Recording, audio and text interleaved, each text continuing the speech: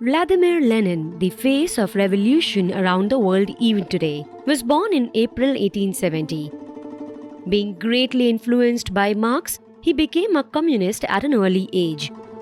He came to light in 1905 when Russia-Japan War. He exhorted Russians to support Japan and betray their own country, as is very common among communists even today.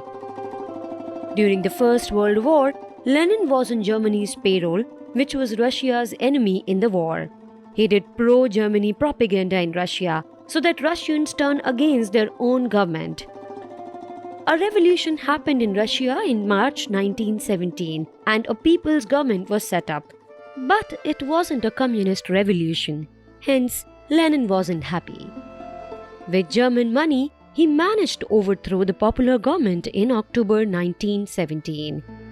Archives of Soviet Union show that he was writing letters to Germans asking them for money as late as August 1918.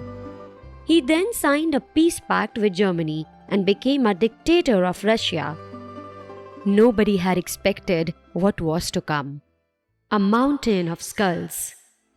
After coming to power, Lenin launched the Red Terror and went on a murder spree. The rule was that sentences were to be decided not on guilt or innocence, but on social class. He gave the order for execution of 50,000 people in Crimea alone. There are upteen reports of women prisoners being raped by secret servicemen of Lenin. An order from September 1st, 1920 reads, "Arrest everyone above 18 and execute them as long as riots continue." Thousands of corpses were found with their genitals mutilated. In 1919, Lenin met Pavlov, a psychologist, and told him that he wanted all the Russians to think and behave in the same way. "Man will be made what we want him to be," he said.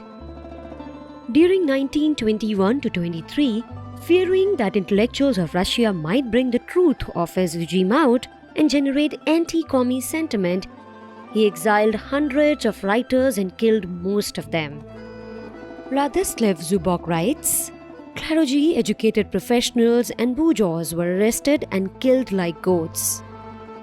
Ivan Bunin, a Nobel Prize winner for literature, left Russia in 1920 and settled elsewhere to speak freely about the murderous regime of Lenin.